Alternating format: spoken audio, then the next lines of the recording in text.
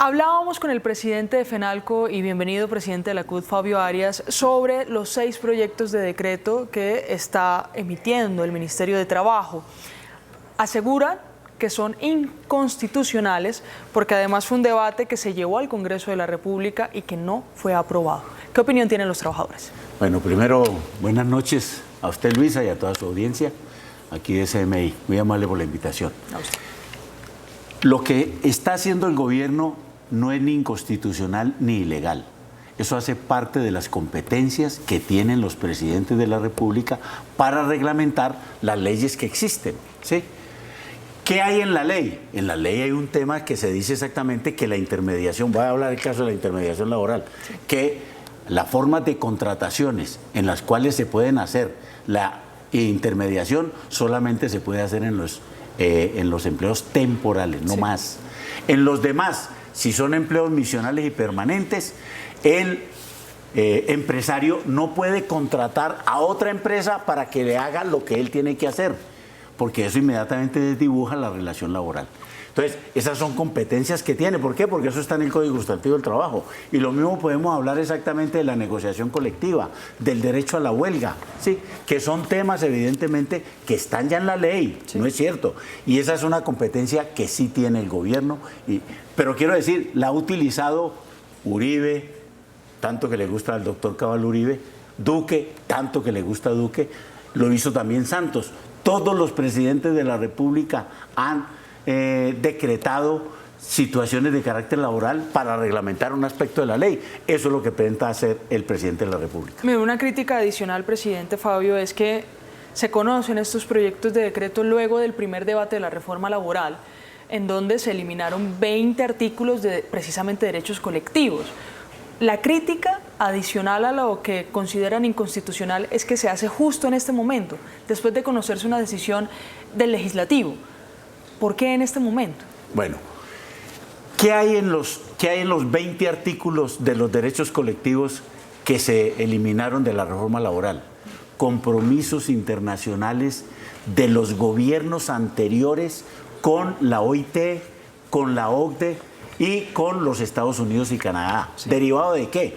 Primero, de que en la OIT, en el Consejo de Administración, estamos empresarios y trabajadores. Entonces hay una serie de recomendaciones de la OIT sobre temas de negociación, sobre temas de derechos de asociación y sobre temas de huelga.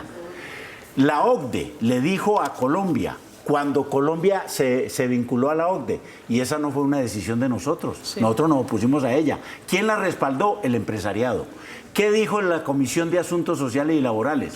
Que en Colombia se tenían que acabar los pactos colectivos. Hágame el favor, ¿sí?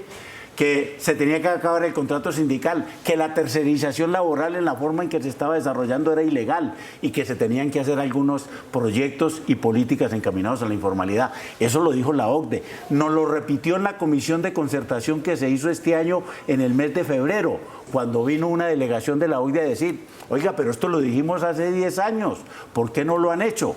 Le contamos a la OCDE que estaba en la reforma laboral y se sintieron muy satisfechos, dijeron, están cumpliendo. Lo mismo se hizo con el Tratado de Libre Comercio Colombia-Estados Unidos y Colombia-Canadá. De ahí se desprenden exactamente que la intermediación laboral que se hace en Colombia es ilegal y que deben exactamente modificarse y hacerse decretos. No se necesitaban la reforma laboral en términos de ley, ¿sí? Y repito, y quienes nos metieron en la OCDE fueron los empresarios, obviamente con el concurso del gobierno. Sí. Quienes nos metieron en los tratados de libre comercio de Colombia, Estados Unidos, Colombia, Canadá, fueron los empresarios. Entonces, ¿cómo así que para ellos les parece muy bien meternos a todas estas organismos internacionales, hacer esta serie de tratados y cuando se vienen los compromisos que se derivan en términos laborales y en términos sindicales, entonces ahí sí no hay que cumplirlos? Esa es una doble moral de los empresarios que nosotros sí decimos categóricamente que no puede seguir prosperando en el país y hay que cumplir los compromisos y la gran ventaja es que este gobierno quiere cumplirlos. Sí, pero presidente, mire, uno de los argumentos del empresariado es que con este tipo de decretos y con la reforma que tiene su curso en el Congreso de la República se aumentarían los costos laborales y eso conllevaría a la no generación de empleos. ¿Este gobierno no quiere generar empleos o qué quiere hacer? Luisa, son dos temas distintos. Sí. están los derechos individuales y los derechos colectivos. Así es. Es decir, lo que está planteado en estos términos de los decretos son fundamentalmente los derechos colectivos, que fue lo que sacaron de la reforma. Entonces, lo que hay que decir, los derechos colectivos en sí mismos no generan ningún costo. Okay. Sí, no generan ningún costo, de tal manera que en eso no tienen razón ellos.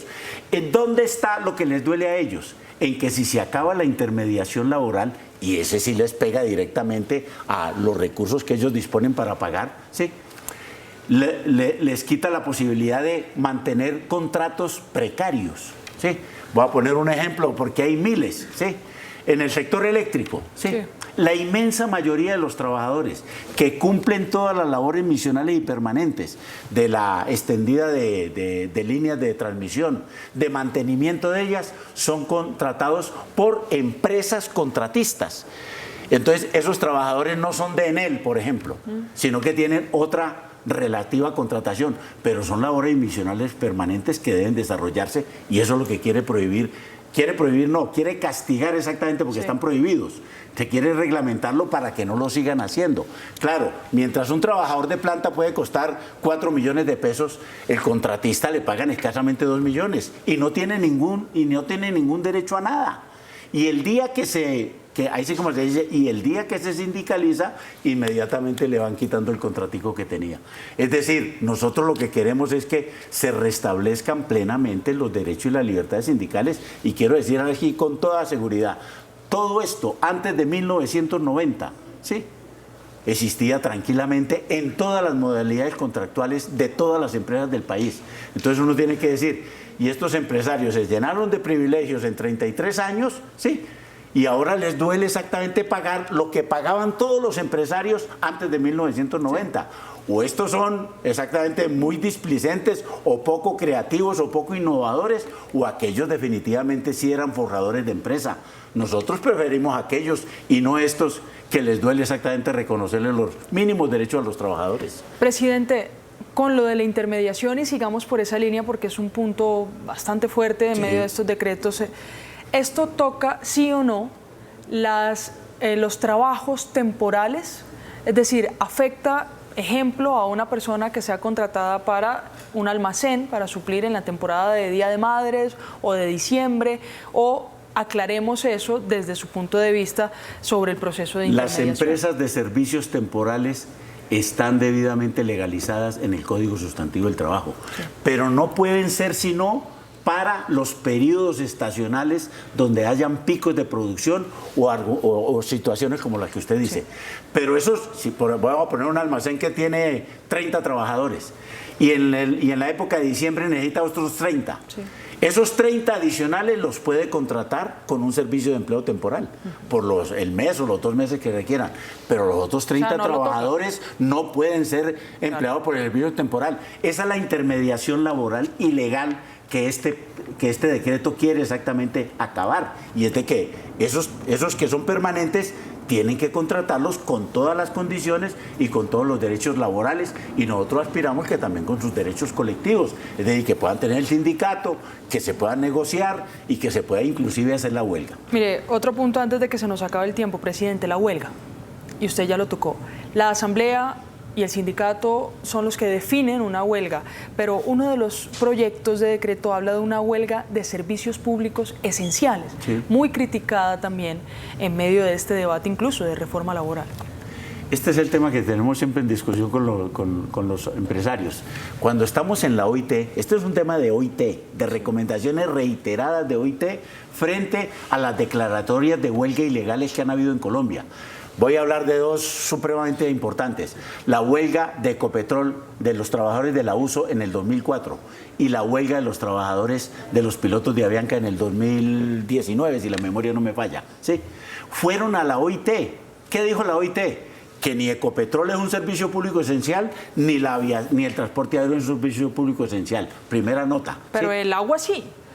Y la luz. Entonces voy para allá. Entonces, en los servicios públicos esenciales, según la misma OIT, porque están definidos, es que aquí la rueda ya está inventada. Yo no sé por qué los empresarios ahora quieren hacernos hacer cruces con cosas que ya se conocen allá y ellos las conocen muy bien porque son miembros del Consejo de Administración. Sí. Lo que se dice exactamente que en los servicios públicos esenciales se pueden hacer las huelgas y única y exclusivamente se tienen que poner de acuerdo trabajadores y empresarios en unos servicios mínimos que no atenten ni contra la salud ni contra la vida llámenlo los clientes o los pacientes, lo que quiera.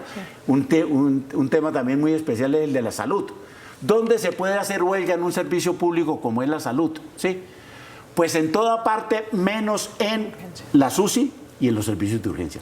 Pero en las demás partes se puede hacer. Y eso ya hace parte de la legislación colombiana. Hay un fallo de la Corte Suprema de Justicia, ¿sí?, sobre una huelga que desarrollaron los trabajadores de la salud en Riohacha, en La Guajira, y la Corte Suprema de Justicia dijo, eso sí pueden hacer huelga mientras mantengan los servicios mínimos. Es decir, esto ya está inventado, la OIT ya dijo cómo era, y lo que hay en la reforma laboral y lo que hay en estos decretos no hacen sino reproducir lo que lo que ya es norma en la OIT. Presidente, por último, ¿qué responder a las afirmaciones de que el proyecto de reforma laboral y estos decretos solo fortalecen a los sindicatos y no al grueso de trabajadores del país?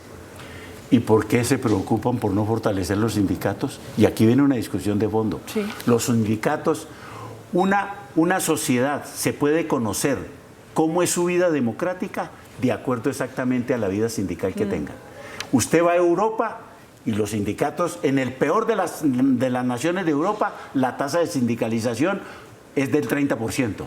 En la de nosotros son escasamente el 5%. Entonces lo que hay aquí no hay es democracia. El sindicalismo fortalece la democracia, fortalece las relaciones obrero-patronales, las mejora y le pone un estándar por lo menos moderno. Pero aquí seguimos exactamente en la época de bárbaras naciones en términos exactamente de las relaciones laborales. Estas cosas que se están discutiendo hoy, tanto en la reforma laboral como en los decretos del gobierno, es volver a los estándares internacionales que la OIT ha dicho y que en Europa sí funcionan. ¿Por qué en Europa funcionan y por qué aquí no? Porque estos empresarios aquí nuestros son absolutamente regresivos. Presidente, muchas gracias por acompañarnos. A usted muy amable, Luisa. Muy amable. Seguiremos hablando de este tema en el otro periodo legislativo. Y a ustedes, queridos televidentes, los invitamos a continuar aquí en Noticentro 1, CMI.